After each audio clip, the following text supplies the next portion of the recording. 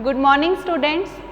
आज का जो हमारा लेक्चर है वो है फोटो जर्नलिज्म पे, जिसे हम फोटो पत्रकारिता भी कहते हैं।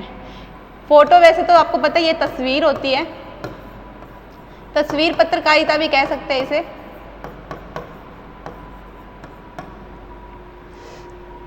तो सबसे पहले फोटो जर्नलिज्म होता क्या है?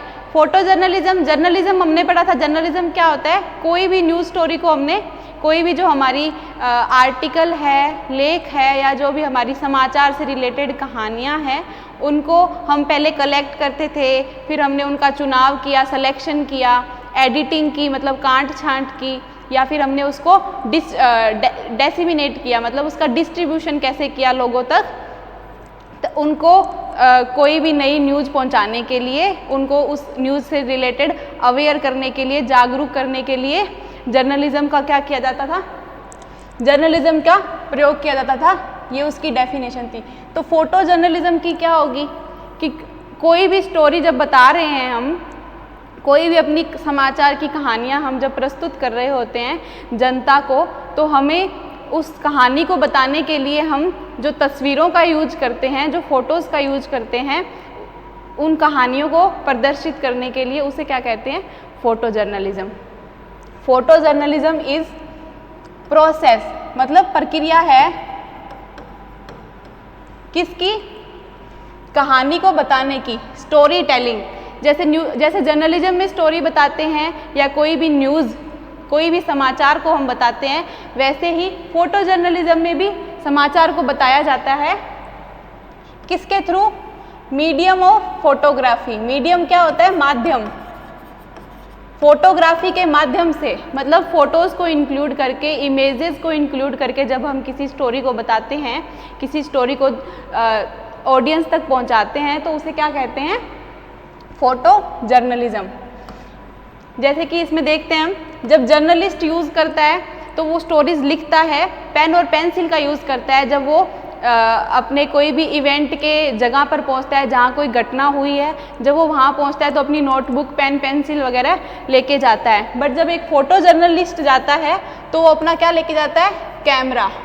ये लोग क्या लेके जाते हैं? नॉर्मल जर्नलिस्ट जब जाते हैं तो वो पेन और पेपर लेके जाते हैं, बट जब एक फ़ोटो जर्नलिस्ट जाता है तो वो अपना कैमरा अपने साथ लेके जाता है, इमेज को, इवेंट को कैप्चर करने के लिए। वहाँ पे जो घटना है उसको कैसे न्यूज़पेपर में या टेलीविज़न में कैसे टेलीकास्ट करना है या न्यूज़पेपर में कैसे डालना है, उसको रिप्रेजेंट करने के लिए वो विजुअल मतलब आपको फ़ोटो के थ्रू जो भी इंसिडेंट हुआ है, जो भी इवेंट हो रहा है, उसको कैप्चर करता है अपने कैमरा से। और जो जर्नलिस्ट होता है वो अपने पेन और पेपर लेके जाता है साथ में स्टोरी को कैप्चर करने के लिए। अब फोटो जर्नलिज्म की एक और डेफिनेशन है, इजी फॉर्म में हमने भी पढ़ा कि जो फोटो जर्नलिज्म है वो है किसका रूप? जर्नलिज्म का ही है, पत्रकारिता का ही एक फॉर्म है, एक तरीका है जिसमें हमने जर्नलिज्म में पढ़ा था कि कलेक्ट किया जाता है, सेलेक्ट किया जाता है, देन न्यूज़ की एडिटिंग की जाती है, फिर हम उसको डिस्ट्रीब्यूट करते हैं, डेसिमिनेट करते हैं। तो फोटो जर्नलिज्म में फ़ोटोज़ को कलेक्ट करेंगे, बहुत सारी फ़ोटोज़ खींचेंगे, फिर उनमें जो सबसे अच्छा शॉट, उस फोटो को जो सबसे अच्छे से डिपिक्ट कर रहा होगा, जो फोटो को सबसे अच्छे से बता रहा होगा, उस फोटो को हम सेलेक्ट करेंगे, फिर हम उसकी एडिटिंग करेंगे और फिर उसको प्रेजेंट करेंगे। लोगों को कैसे उसको डेसिमिनेट करना है, उसको कैसे अखबार में प्रस्तुत करना है, उसकी प्रोसेस जो हम करेंगे वो किया जाता है इसमें फ़ोटोज़ के थ्रू इमेजेस। फोटो जर्नलिज्म पत्रकारिता का एक विशेष रूप है जिसमें क्या किया जाता है? एक समाचार की कहानी को बताने के लिए तस्वीरों का यूज किया जाता है। जैसे कि हमने पहले बात की थी कि समाचार की जितनी भी हम कहानियाँ उसमें प्रस्तुत कर रहे हैं, उसमें किसका यूज किया जाता है? तस्वीरों का यूज किया जाता है, छवियों, इमेजेस का यूज किया जाता है अपनी कहानी को बताने के लिए। नेक्स्ट है जो फोटो जर्नलिज्म है मतलब फोटो पत्रकारिता है, उसमें यह इसके साथ की जर्नलिज्म के और भी वो हैं फोटोग्राफी के, जैसे डॉक्यूमेंट्री फोटोग्राफी होगी। कोई डॉक्यूमेंट्री हमें प्रलेखी जो होती है उसको हमें प्रस्तुत करना हो, जो छोटी छोटी घटनाएं हो रही होती है, जैसे सत्य घटना पर आधारित होती है, उसको डॉक्यूमेंट्री कहते हैं। उसकी हमें फोटोग्राफी करनी हो, या सामाजिक जो भी इवेंट्स हैं, सामाजिक जितनी भी घटनाएं हैं उनकी फ़ोटोग्राफी करनी हो, स्ट्रीट फोटोग्राफी जैसे कैंडिड भी बोलते हैं इसको। कैंडिड मतलब अचानक ही कोई इमोशन को हम कहीं जा रहे हैं और अचानक हमें कोई दृश्य अच्छा लगा तो उसको हमें फ़ोटोग्राफ से कैप्चर करके उसके रिलेटेड जो हम कहानी लिखेंगे या जो हमारे मन में भावनाएं जो आ रही होंगी वो हम प्रस्तुत करेंगे लोगों के सामने, तो वो कैंडिड होती है, अचानक ली हुई फ़ोटोज़। और ये होती है सेलिब्रिटी, किसी भी सेलिब्रिटी फिगर जो है, जितने भी सेलिब्रिटीज़ हैं उनसे रिलेटेड जो हम फ़ोटोज़ लेते हैं, उनसे जो ये फ़ोटो जर्नलिज्म है अलग कैसे है, ये भी फोटोग्राफी की ब्रांच है। जैसे ये सब ब्रांचेज हैं, इन सब से ये थोड़ी सी अलग इसलिए है क्योंकि इसमें एक एथिकल फ्रेमवर्क होता है, मतलब इसमें कुछ रूल्स और रेगुलेशंस होते हैं, नियम होते हैं इनके कुछ फ़ोटो जर्नलिज्म के। जब फ़ोटो जर्नलिस्ट जो होता है, जो जर्नलिस्ट फ़ोटोज़ को कैप्चर कर रहा होता है, वो एक तो उसको ऑनेस्ट मतलब ईमानदार होना चाहिए वो, और एक वो क्या होना चाहिए, इम्पार्शियल, भेदभाव न करने वाला, भेदभाव रहित कह सकते हैं हम।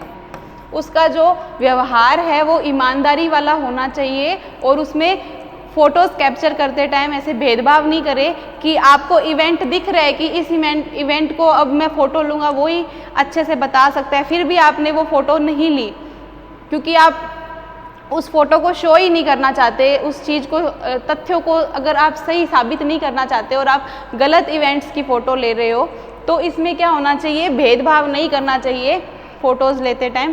ट्रू इवेंट्स को दिखाने के लिए, सच्ची घटनाओं को दिखाने के लिए आपको क्या है, एक तो ईमानदार होना पड़ेगा फ़ोटो लेते टाइम, और एक आपको क्या है, फ़ोटोज़ लेते टाइम पार्शियल बिहेवियर नहीं करना है, आपको इम्पार्शियलिटी रखनी है। जब आप कोई स्टोरी बता रहे हो, किसके थ्रू, आप फ़ोटोज़ के थ्रू जब स्टोरी बता रहे हो, तो आपको मोमेंट जो कैप्चर करना है वो ईमानदारी के साथ और भेदभाव रहित करना चाहिए। अब है कि फ़ोटो जर्नलिज्म का गोल क्या है, गोल, उद्देश्य कह सकते हैं हम। उद्देश्य क्या है, फ़ोटो जर्नलिज्म का गोल वही है कि कन्वे करना, लोगों तक ट्रुथ, सत्य बोलते हैं, लोगों तक सत्य पहुंचाना। अपने कैमरा से जो भी आपने फ़ोटोज़ खींची है उसके थ्रू आपको लोगों तक क्या पहुंचाना है, सत्य घटना को पहुंचाना है।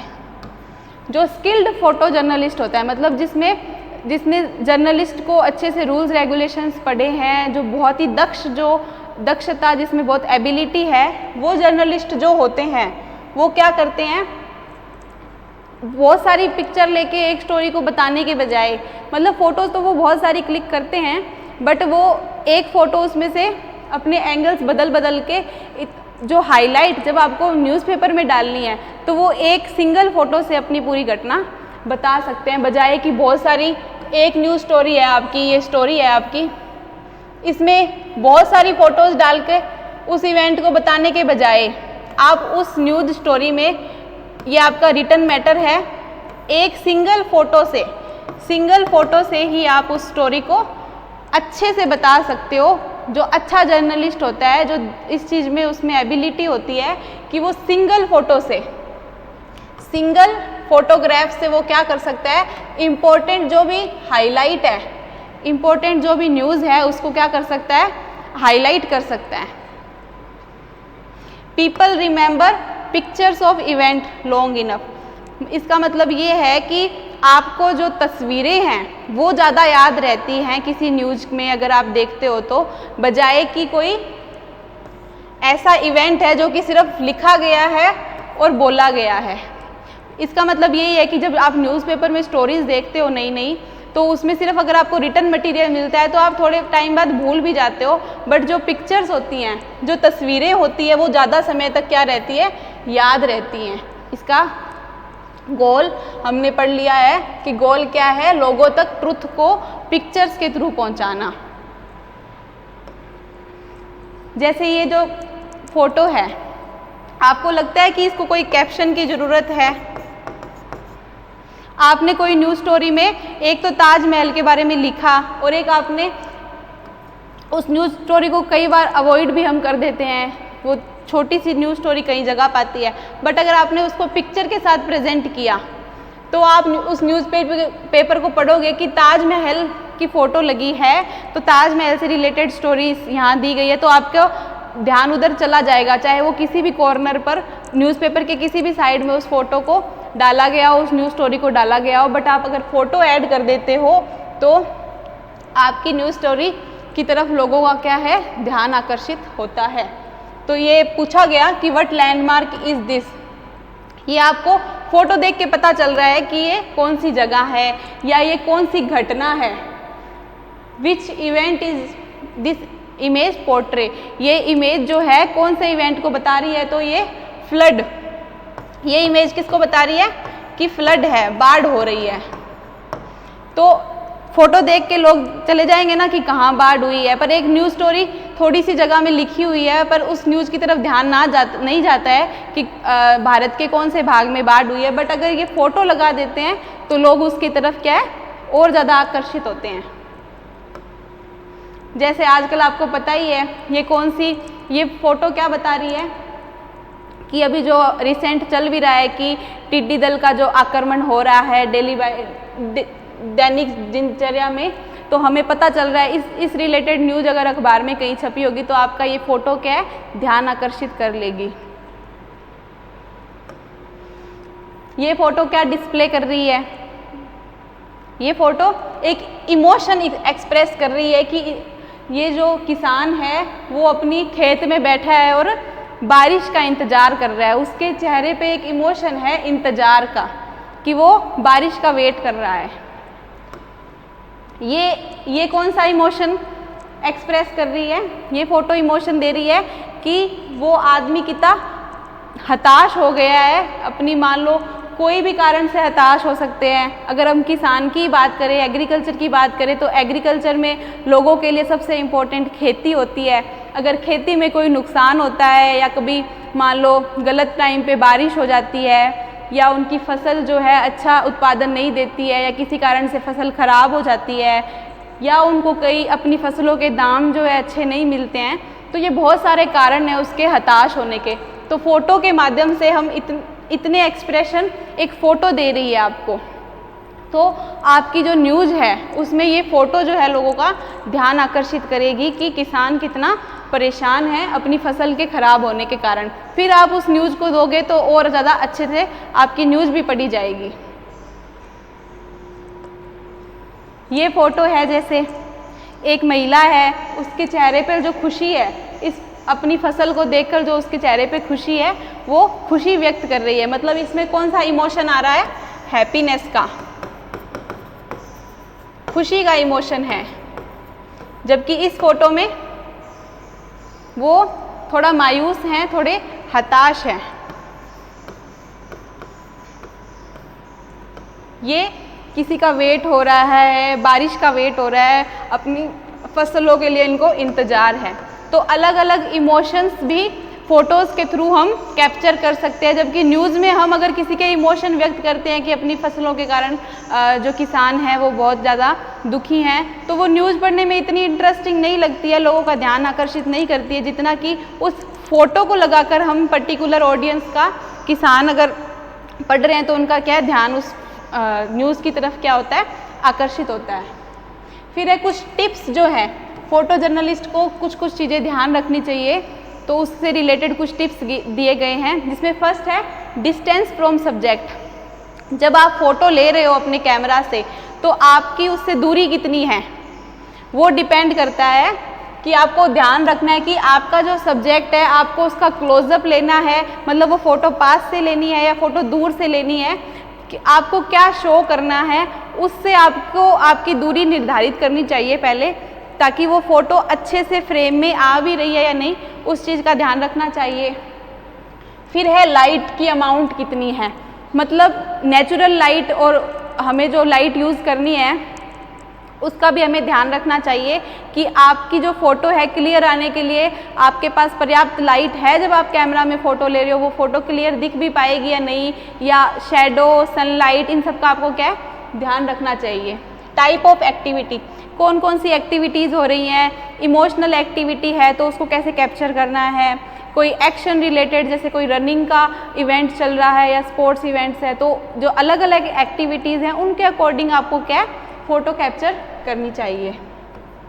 फिर है जो कैंडिड फ़ोटोज़ होती हैं वो ज़्यादा बेहतर होती हैं, ज़्यादा अच्छी होती हैं, जबकि पोज्ड फ़ोटो, आपको पता है कि अगर हम कोई चीज़ का पोज दे के फ़ोटो देंगे तो हम हमारे इमोशन को 80% तक दे पाएंगे, जबकि किसी ने अचानक आपके इमोशन की फ़ोटो ली है।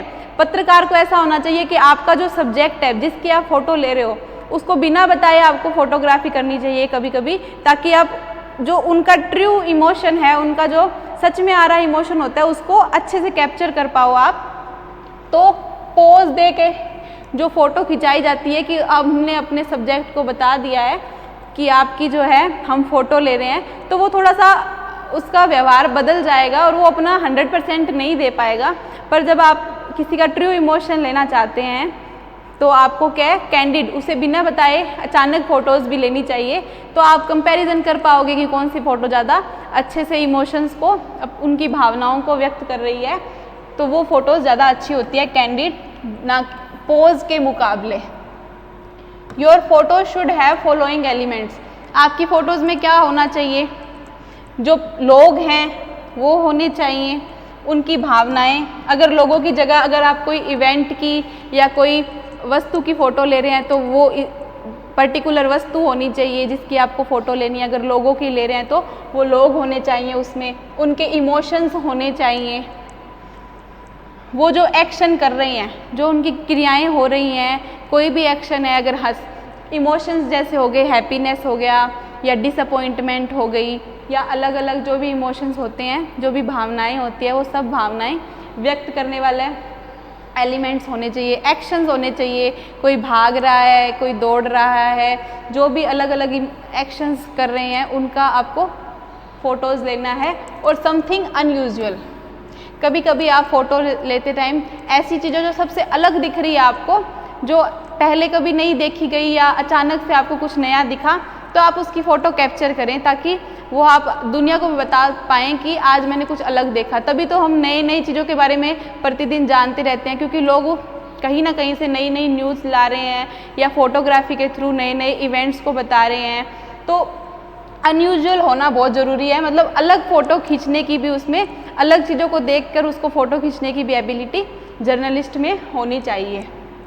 Your photo should focus the face of the people, जब आप किन्हीं 4 लोगों की फ़ोटोज़ खींचनी, आपको दिखाना है कि ये 4 लोग ये काम कर रहे थे या ये मान लो कोई एक्टिविटी में पार्टिसिपेट किया इन 4 लोगों ने, तो आपको उनके फेस पे फोकस करना है, ना कि उनकी बैक्स पे, मतलब उनके साइड के पोस्चर को या आपके उनके हेड के बैक, जो भी सर का पीछे का हिस्सा दिखा के कुछ नहीं मिलेगा आपको, उनको फेसेस को क्या है आपको फोकस करना चाहिए। फेस पे ज़्यादा, उनके 4 लोगों की फ़ोटो दिखा रहे हो तो उनके फेसेस को ज़्यादा आपको इम्पोर्टेंस देनी है, जबकि उनकी बैक्स को नहीं देनी है।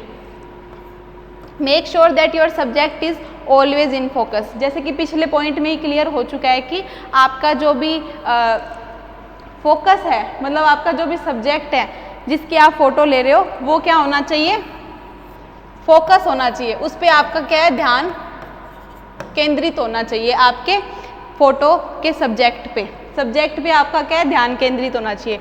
To make sure that you choose the right angle, मतलब आप अलग अलग एंगल्स में अपने जो आपका कैमरा है उसको अलग अलग एंगल से फ़ोटो खींच के देखें। 10-15 फ़ोटो खींच लिया आपने, डिफरेंट एंगल यूज करके, हॉरिजेंटल एंगल ले लिया, कभी वर्टिकल एंगल ले लिया, उससे क्या होता है कि अलग अलग जब हम एंगल्स चूज़ करते हैं तो बाद में हम डिसाइड कर सकते हैं कि कौन सा राइट एंगल है जो हमारी स्टोरी को अच्छे से डिपिक्ट कर सकता है, अच्छे से बता सकता है। तो अलग अलग एंगल से फ़ोटोज़ लेकर क्या कर सकते हैं आप, एक राइट एंगल लास्ट में चूज़ कर सकते हैं।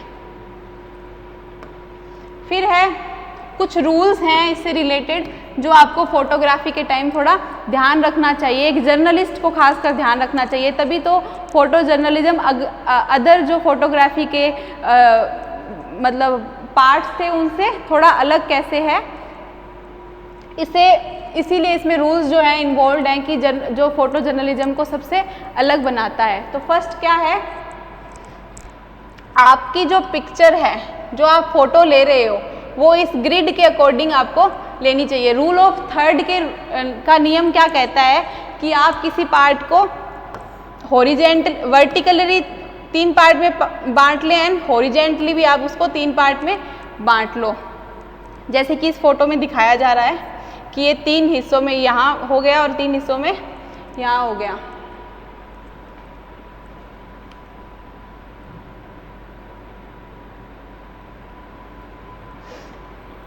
अब आपकी जो फोटो है,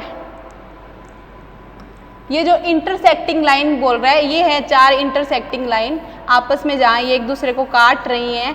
ये जो 4 लाइंस होती हैं, इनमें से किसी भी जगह पर फोटो जब आप लेते हो तो इन लाइनों के बीच में कहीं फोटो होती है, यहाँ है या फोटो यहाँ है, तो ज़्यादा बेटर इफेक्ट देती है।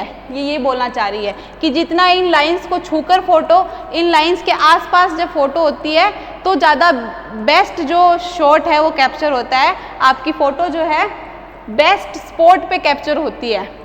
फ़ोटो यहाँ कैप्चर हो रही है, यहाँ हो रही है या कोई अलग दिशा में जा रही है, वो फ़ोटो जितना अच्छा इफेक्ट नहीं देती है।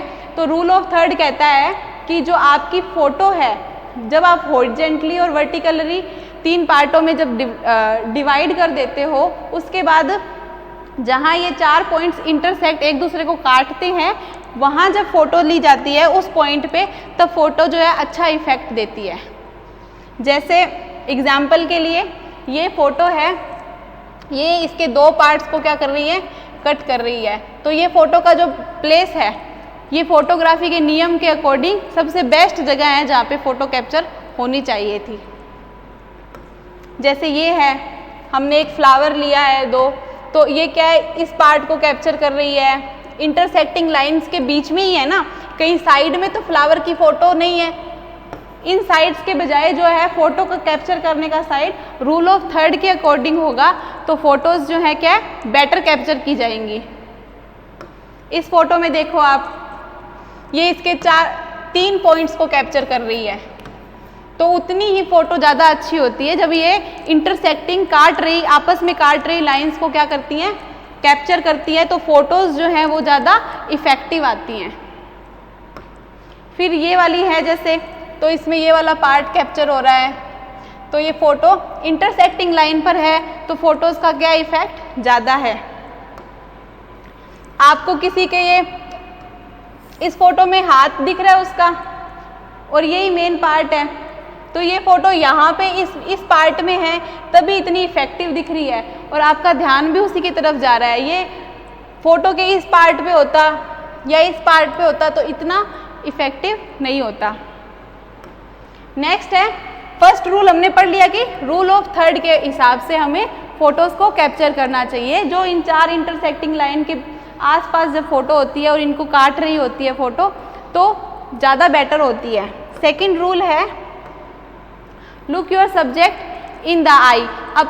आप अपनी आंखों से जब फ़ोटो ले रहे हो, कैमरे से जब आप फ़ोटो ले रहे हो, तो आप जो सामने वाला सब्जेक्ट है उसका मूवमेंट किसके अकॉर्डिंग है, उसके मूवमेंट के अकॉर्डिंग ही आपको अपनी आई को मूव करना है, अपने कैमरे को मूव करना है, उसके अकॉर्डिंग आपको फ़ोटोज़ लेनी है। टेक ए फोटोग्राफ, किसी भी पर्सन की ले रहे हो, किसी एनिमल की ले रहे हो या किसी वस्तु की, किसी ऑब्जेक्ट की फ़ोटो ले रहे हो, तो आपको क्या देखना है कि उसका आई लेवल कहाँ है।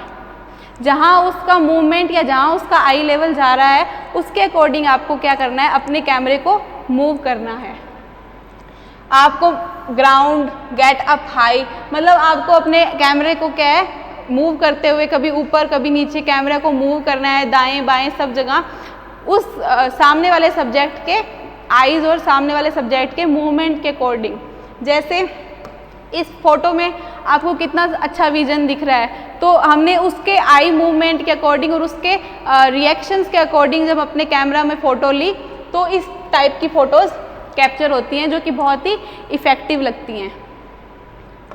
ये फ़ोटो है, तो हमने उसके मूवमेंट जहाँ हो रहा है, उसको मूवमेंट को शो करने के लिए हमने ये फ़ोटो ऐसे लिए कि उसका मूवमेंट इस तरफ जा रहा है। तो हमने इस फ़ोटो को जब कैप्चर किया या जर्नलिस्ट ने जब इस फ़ोटो को कैप्चर किया, तो आपका क्या है, उसके मूवमेंट के अकॉर्डिंग फ़ोटो कैप्चर करनी चाहिए। ये फ़ोटोज़ भी यही शो कर रही है कि हम उसके आई लेवल के अकॉर्डिंग कैसे फ़ोटोज़ को कैप्चर कर सकते हैं। अब थर्ड रूल है कि बैकग्राउंड को कैसे सिंप्लीफाई करना है। तो आप जब फोटोज़ खींचते हो तो आपका बैकग्राउंड जो है वो क्या होना चाहिए, सिंपल होना चाहिए, ताकि आपका जो फोटो का फोकस है, जो मेन केंद्र बिंदु है, वो क्या है, ज़्यादा उभर कर आ पाए। Keep your photo free of clutter. Clutter होता है अव्यवस्थित, अपनी फोटोज को अव्यवस्थित ना करें, एकदम वो होना चाहिए कि बैकग्राउंड जो आपका सिंपल और प्लेन होना चाहिए, ताकि फोटो का जो फोकस है वो अच्छे से आ पाए। एक्स्ट्रा पीपल आपके फोटोज में ना हो, कम से कम लोग होंगे तो आपका जो मेन केंद्र बिंदु है उस पर ध्यान ज़्यादा जाएगा। जब आपका बैकग्राउंड क्लीन और सिंपल होता है, जो ऊपर बताया गया है कि एक्स्ट्रा पीपल को जब हम रिमूव कर देते हैं, ज़्यादातर लोगों को ना रख के फ़ोटो को क्लीन और सिंपल रखते हैं, तो उतनी ही फ़ोटो और उतना ही आपका जो मुख्य बिंदु है जिसका आप फ़ोटो लेना चाह रहे हैं, जो आप इमोशन दिखाना चाह रहे हैं, वो उतना ही अच्छा आएगा। जैसे आपका ये जो फोकल पॉइंट है ये अच्छे से आ रहा है कि मेन आप क्या दिखाना चाह रहे हो, और आपका जो ये बैकग्राउंड है वो बिल्कुल क्लीन और प्लेन है, इसीलिए आपको ये एक चीज़ है वही उसमें फ़ोटो में दिख रही है और जो फोकस है उस फोटो का। जैसे ये स्लीपर है तो बैकग्राउंड जो है, ये पीछे का बैकग्राउंड बिल्कुल क्लियर है, इसीलिए ये स्लीपर जो है इतने अच्छे से शो हो रही है और इसको इतने अच्छे से कैप्चराइज किया गया है। नेक्स्ट है, यहाँ पे भी हमने प्लेन बैकग्राउंड का यूज़ किया गया है। ये जो बैकग्राउंड है ये क्या है, प्लेन है, तभी आपको ये फोटो और ज़्यादा इफेक्टिव दिख रही है। नेक्स्ट है, बी अ पिक्चर डायरेक्टर। जैसे डायरेक्टर मूवी डायरेक्टर होता है तो वो क्या क्या ध्यान रखता है, उसी तरीके से पिक्चर को भी डायरेक्ट करना चाहिए। हमें उसकी थीम डिसाइड करनी चाहिए, हमें अपने सब्जेक्ट को है डायरेक्ट करना है, उसके अकॉर्डिंग हमें एक कहानी बनाकर क्या कहानी हमें दर्शानी है, हमें ये पहले से दिमाग में रखकर उस पिक्चर को क्या करना चाहिए, कैप्चर करना चाहिए। Move objects around. ऑब्जेक्ट्स क्या होते हैं, आपके पास जो कैमरा है उसके लेंसेज, जो भी आपके कैमरा में लेंस है उसको क्या अलग अलग जगह मूव करके जो सही, जब परफेक्ट शॉट होता है तभी तो मूवी में, जैसे जो मूवी का डायरेक्टर होता है वो क्या करता है, जब फिल्म को जो सबसे परफेक्ट शॉट होता है उसको यूज़ करता है, वैसे ही पिक्चर्स को डायरेक्ट करते टाइम भी आपको उसका डायरेक्टर बनने की ज़रूरत है कि आपको देखना है ऑब्जेक्ट्स को इधर उधर घुमाकर कि आपकी पिक्चर कैसी आ रही है।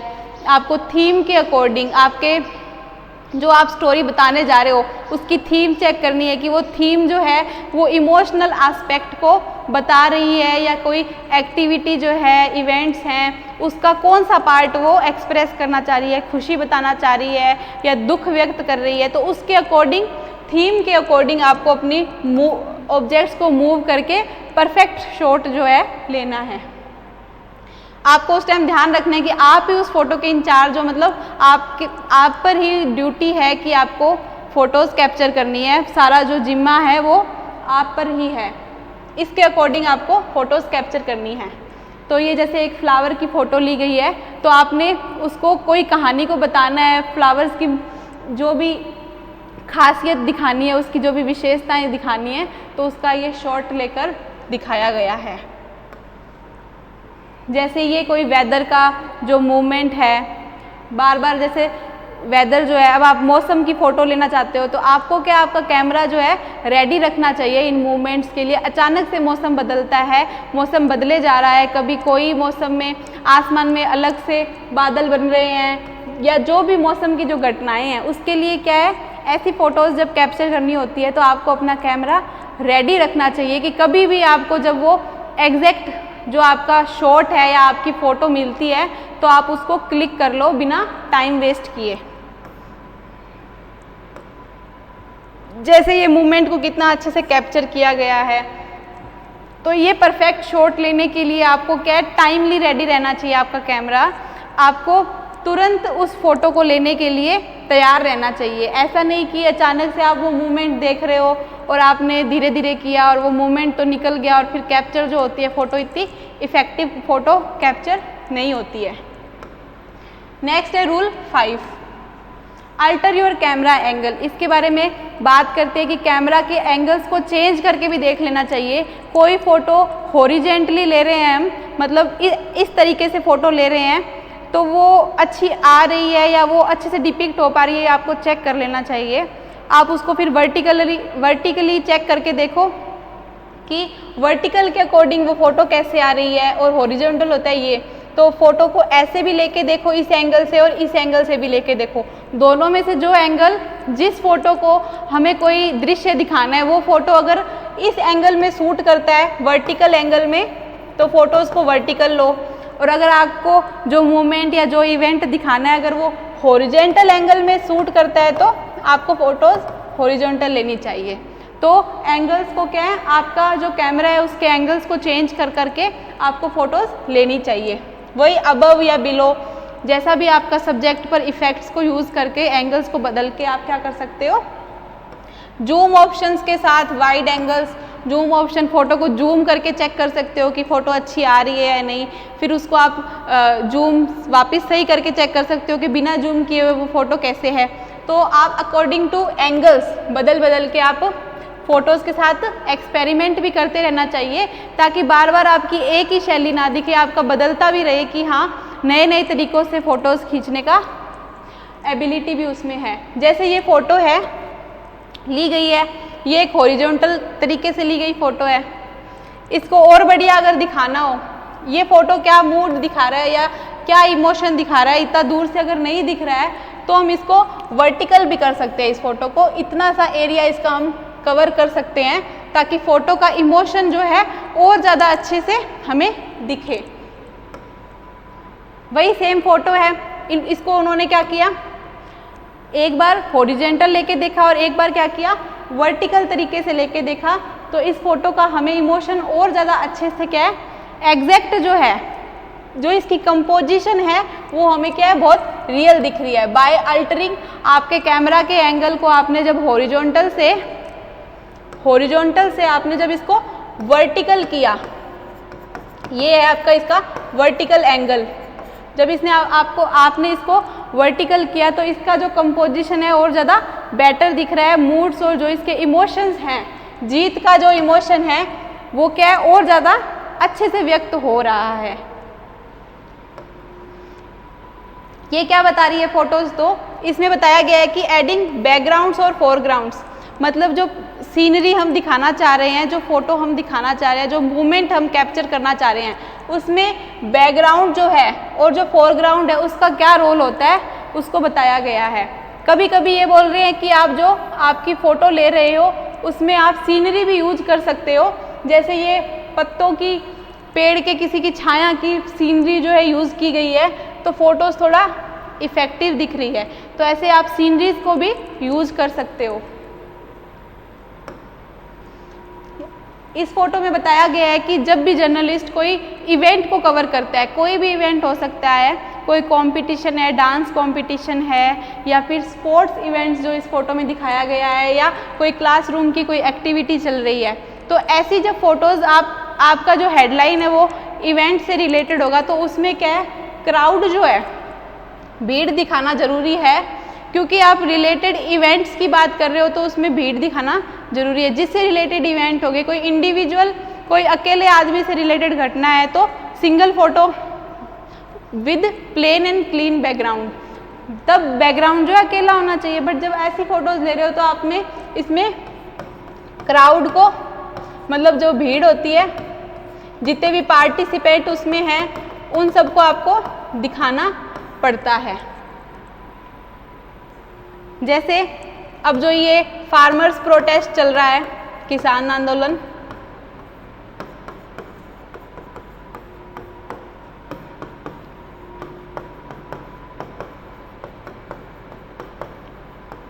ये किसान आंदोलन की एक फोटोग्राफ है जिसमें आंदोलन दिखा रहे हैं हम किसानों का, तो किसानों को उस फोटो में दिखाना तो जरूरी है ना। अकेला कोई किसान कहीं खड़ा हुआ दिखाएंगे एक तो वो उस फोटो को और उस स्टोरी को इतने अच्छे से डिपिक्ट नहीं कर पाएगा जितना हम किसी आंदोलन को, या किसी स्पोर्ट्स इवेंट या कोई डांस कंपटीशन है तो हमें उसके पार्टिसिपेंट्स दिखाने पड़ेंगे। कोई आंदोलन है तो उसमें कौन कौन लोग इन्वॉल्व हैं, तो वो हमें दिखाकर हम फोटोज़ की तरफ, अपनी स्टोरी की तरफ लोगों को फोटोज़ के थ्रू क्या कर सकते हैं, आकर्षित कर सकते हैं।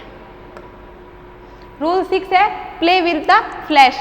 आपका जो कैमरा है उसमें आप फ्लैश का मतलब लाइट वगैरह का यूज़ कर सकते हैं कि कैसी सनलाइट आ रही है, कैसी शेडोज़ हैं, फ़ोटो छाया में कैसी आती है, धूप में फ़ोटोज़ को कैसे सेट करना है। तो आपको क्या है, फ्लैश की रेंज भी ध्यान रखनी चाहिए कि आपका जो कैमरा है उसकी रेंज कहाँ तक है। उस रेंज के अंदर अंदर फ़ोटोज़ लोगे तो वो क्लियर आएगी, रेंज के बाहर जाके फ़ोटोज़ लोगे तो थोड़ी फ़ोटो क्या होगी, इतनी स्पष्ट नहीं आएगी। उसको ब्लर इमेज भी बोलते हैं। फ़ोटोज़ थोड़ी अस्पष्ट ब्लर फ़ोटो आएंगी, इतनी क्लियर नहीं होंगी। तो आपको क्या है, रेंज का ध्यान रखना चाहिए ताकि आप अच्छे शॉट्स ले पाओ। और आपको सन, शैडो, लाइट्स और नेचुरल लाइट में फ़ोटोज़ कैसी लेनी है उसका भी क्या आपको ध्यान रखना चाहिए। रूल 7 है कि आपको अगर किसी फ़ोटो के मेन ऑब्जेक्ट को ही दिखाना है तो आपको उसका क्लोजअप लेना है। फ़ोटोज़ को बहुत पास जाके लेना पड़ेगा बहुत ही क्लियर फ़ोटो लेने के लिए, ताकि आप उसके जो भी ऑब्जेक्ट के पार्ट्स हैं उसको अच्छे से दिखा पाएँ। इसको मैक्रो फोटोग्राफी भी कहते हैं, जब आप फ़ोटो को क्लोजली लेते हैं। इसमें क्या होता है, आपका जो ये फ्रेमवर्क है उसको पूरा फिल हो जाना चाहिए उस फ़ोटो से। जैसे ये फ़ोटो है तो आपका ये फ्रेम पूरा उससे फिल हो रहा है, तो ये जो फ्लावर है बहुत अच्छे से डिपिक्ट हो रहा है।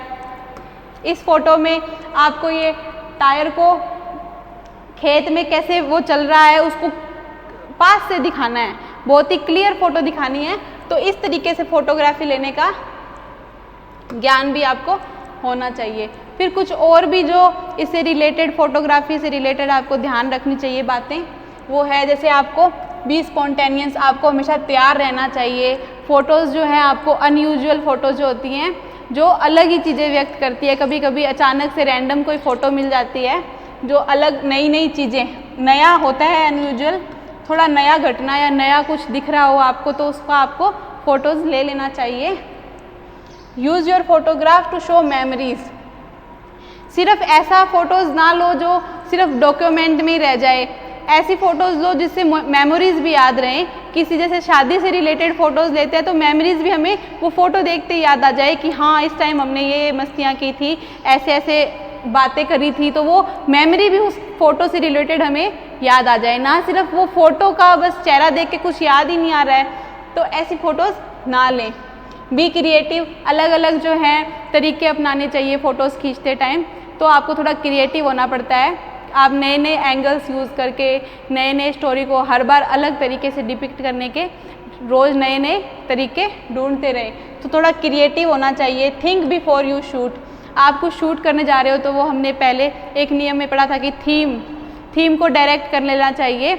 आपको अपनी थीम सोच लेनी चाहिए कि स्टोरी आपकी किससे रिलेटेड है, तो उससे रिलेटेड आप पहले सोच लोगे तो आपका जो शूट है, जो आपका फ़ोटो है वो बहुत अच्छे से आएगा। Hold the camera steady.